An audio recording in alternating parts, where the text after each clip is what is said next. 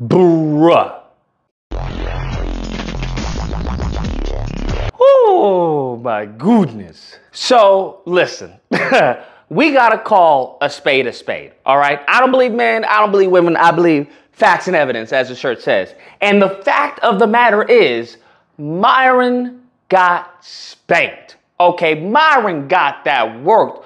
Lord in heaven. And if you guys don't know what I'm talking about, okay, what happened recently is that you had Tariq Nasheed, who went into this space on, on Klansman Twitter, because that's what it is. It's become nothing but a safe haven for racists and degenerates. And he was going at it with like 20 people or so. I couldn't believe it. Now, no matter, I don't care how you feel about Tariq or Myron, I don't care. It doesn't matter, okay? But he held his own, all right? Facts are facts, and the fact of the matter is he held his own. Not only did he hold his own, but he worked everyone in there, made them look goofy, to the point other people were agreeing with him. It was crazy. And here's the thing. Who needs white supremacists, right? Who needs white nationalists when you have people like Myron Gaines, bro? Who do you need people for, white nationalists, when you have people like this? And the fact of the matter is, I didn't even know he changed his name. So he pulled a whole Nikki Haley, bruh.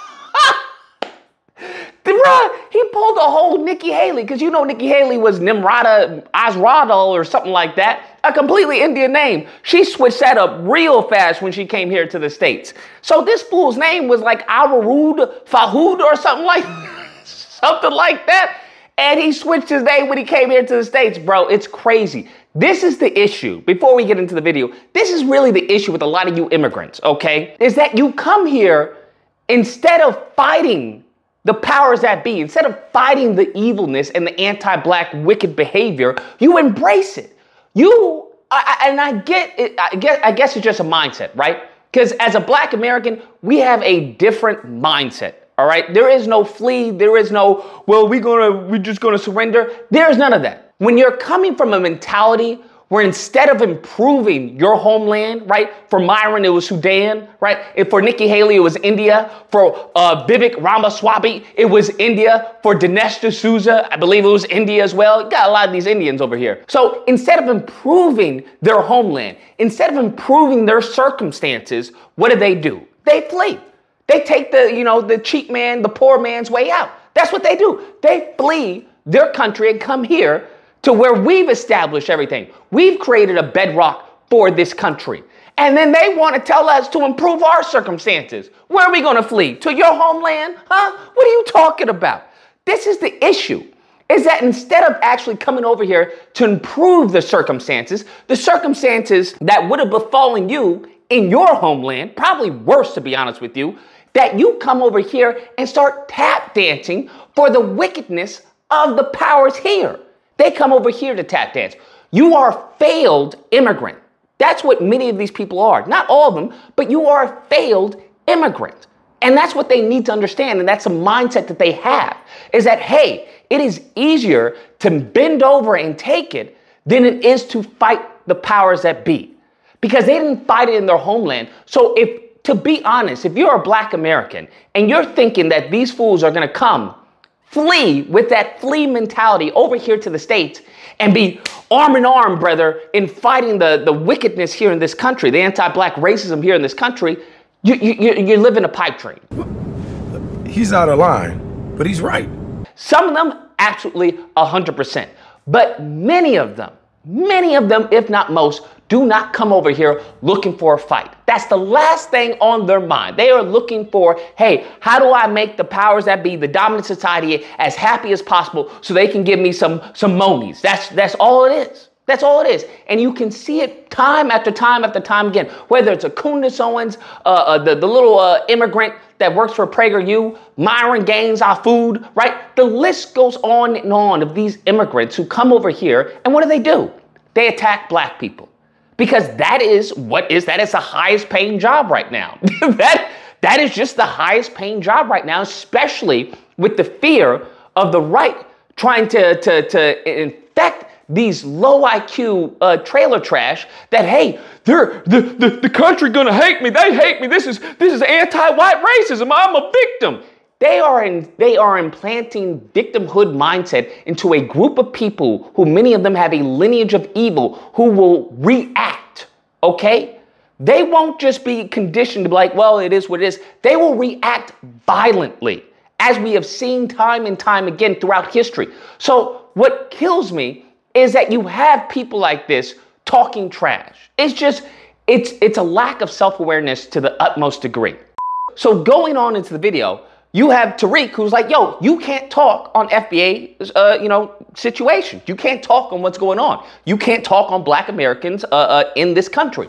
And Myron's like, he tries to use this false analogy of, well, do I have to be a mathematician to say that 1 + 1 is 2? Who are always spewing anti-Black racism. Yes, I will check you on that. No. I spew anti-stupidity. That's no. You are an anti-Black racist. It just so happens that a lot of Black people are stupid. Well, sir, that's what I spew. If we're so damn stupid, you're the one who fled from your damn homeland. No. I said a lot of them are stupid. It could be white, Black, Hispanic. It doesn't matter. Stupidity. We're stupid enough to not have to flee. Here's the thing with that, right? Here's the thing. No, you don't have to be a mathematician to say that 1 + 1 is 2. But guess what you have to do? You have to know math, Myron. You have to know math, Afaroud, or Mahoud, or whatever your name is, okay? You have to know math, all right? That's the fundamental difference in the argument you're making. Tariq is saying, hey, you come over here with an ignorance of this country. That's what you do. You come over here with an ignorance of this country, how it was founded, on the backs of who it was founded. You come over here brainwash, and it's easy to brainwash a group of people who have nothing to lose, right? Either you go back to making, whatever you make, your dishes in feces-ridden dirt alleys, or you come over here and get reprogrammed into anti-Black hatred, into anti-Black racism. Because if you ask these people about reparations, you ask these people about slavery, they know as much as your typical trailer park saltine of the Republican Party, because they've been brainwashed. That's it. And they've been brainwashed in a way that they believe will garner them resources, that will get them capital from these old boomers, that they got their money, many of them, off the backs of Black Americans, okay? If you trace it back, many of these fools, while they were building their businesses, Black people were unable to enter the workforce, okay? So when they talk about, well, you just lift yourself, stop it, okay? Because your parents didn't lift themselves up by any bootstrap, okay? Stop it. If you know anything about the history of this country and the handouts that have been handed to everyone but Black Americans, you would be singing a different tune. But here's the even more heinous part of this. You have people who do know the history, and in spite of that, still spew venom. That's really the wickedness. And as I say, a lineage of evil. So when Myron talks the way he talks from a point of ignorance, because it doesn't suit him to know anything about the country. It doesn't suit him to know the history of this country, to know the true history when it comes to Black Americans and what we've gone through in this country. It doesn't suit him. It doesn't benefit him financially. It doesn't benefit him educationally. It doesn't benefit him culturally, spiritually at all, because he's a foreigner.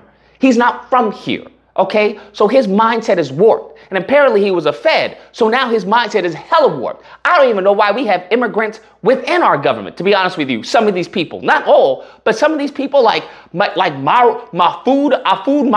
or whatever his name was. Can you imagine him working for an intelligence agency? Bro, you asking for trouble. You're asking for trouble. That's crazy to me. So when he brings up that point, it's a moot point. Makes no sense. Then it gets to the point of, oh, why do you think white supremacy is such a bad deal? What do you think white supremacy is holding you back? And Tariq brings up a genius point, okay? To anyone who has an IQ above room temperature, it's the elephant in the room. And it's like, well, if you don't believe white supremacy is global, why did you leave your homeland? You guys are going ahead and saying that the problems stem because of race. I'm saying that the problems stem because of stupidity. If you deserve to be successful and you work hard, you will get it. Your skin color has nothing to do with that, okay? That's all I'm saying. With that logic, and I always go back to your homeland. If it's all about being stupid and not race, are you saying everybody from the Sudan is stupid because they got oppressed and their homeland has failed? because they didn't build it. I'm talking about the United All States of right. America. Huh? Why'd you leave your homeland? Your homeland was so bad, was so infested with white supremacy that you came over here. And instead of fighting white supremacy, you joined it. You try to be buddy-buddy with white supremacy. And here, just a side note, what I always find funny is that you have people like Sneeko and Myron and the rest of them, right? Afud, or whatever his name is. You have people like this that because they rub shoulders with like a white supremacist or a white nationalist, or because they shake hands, that they feel like they're a part of the party, right? It's this illusion of inclusion that they feel. But when it comes down to it, when the hits the fan, when it comes down to it, they know that you're not like them. They know, hey, you're not one of us, okay? You may shine our shoes, we may hug you, we may crack jokes, we may go to parties and events with you, but you're not one of us. That's what you need to understand. And that's truly the cruel irony of all of this, is at the end of the day, all this tap dancing is going to get you is, well, I don't know, a late spot on the tree. That's all. I hate to say it, but that's all it's going to get you. You may not be on the tree branch on Monday, Tuesday, but come around Friday, Saturday, you're going to be on that tree branch. So all you're doing is postponing the inevitable. And it's going to be a harsher impact into being betrayed because you're under the illusion of the inclusion. So I think it's despicable and wicked, but it's honestly, it's expected because they are in fear right now. Many of these white nationalists, many of these white supremacists, many of this lineage of evil, they are in fear right now because they are going to be losing the country. They're no longer to be the demographic of the country. Okay? And then once that changes, well, guess what? That's going to change the elections. That's going to change who these politicians speak to. Because I always find it funny that when the politician talks to white people and they say we need to do this for the country and white people and everything, that, hey, it's American. When they say we need to do this for black people, right? When Trump talks to black people, it's pandering. Right? Isn't that something? Isn't that not just wickedness of trying to reframe something to make it bad because it's black people? It's the same thing they do as far as with the colors. It's the same thing they do as far as with the food. Because it's associated with benefiting black people, such as watermelon and whatnot, many of the fruits that were sold, they try to put a negative light on it. And this is, once you break free of that, because that's all they had to shackle you, right, mentally. That's all they have. Once you break free of that, bro, they in some trouble. They are in a world of hurt, and they know that. Because there's many people are saying, well, why can't I do that? Well, because I said so. That's not good enough. Back in the day, you had them say, hey, because I said so. He's like, oh, okay, all right. Now we got new black Americans saying, that's not good enough. And they're losing their minds because their powers, right, the powers they believe that they had, this sense of superiority, which really stems from a feeling of inferiority, as we can see throughout history, because no superior people have to subjugate and oppress another group of people. You don't have to do that. And then try and gaslight them. No, you do that to a group of people you fear. You do that to a group of people that you believe to be a threat to you. That's who you do that to. So this sense of inferiority, which they try to masquerade as superiority, that veil is being removed. And we're seeing a bunch of highly prone to off themselves, mental illness, highly mental ills, high incel rate, and low birth rates. So everything they've been telling us, oh, we're the best, we're the standard, we're great. All of that is being removed and saying, oh, y'all are kind of pathetic. Anyways, guys, that's the video. Let me know what you guys think. Whether or not you believe, Myron completely destroyed Tariq. Tariq was, he lost. He completely lost. He got ethered by Myron. Or if you happen to be, I don't know, sensible and reasonable and logical, okay, and have an IQ above room temperature and can honestly be objective and say, no, Tariq destroyed them. He destroyed, eviscerated everyone there, okay? All of their talks about the N-word, reparations, all that falls flat, bro. All that falls flat. Once your words fail, then what do you got? Think about that. They want to talk about civil war. How are you going to do a civil war? The only way you're going to do a civil war is through your little pew-pew. That's it. But do you think we don't have pew-pews? I don't understand. You think actual Americans who aren't racist, who aren't white nationalists, you think we don't have pew-pews or we can't gain access to them?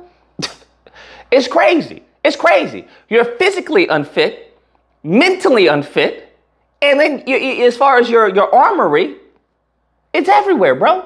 So they are losing their minds. They're really losing their minds because that reality is crumbling. It's breaking their I don't know, their veneer of supremacy that they have, their veneer of, hey, we're special. It's cracking before them.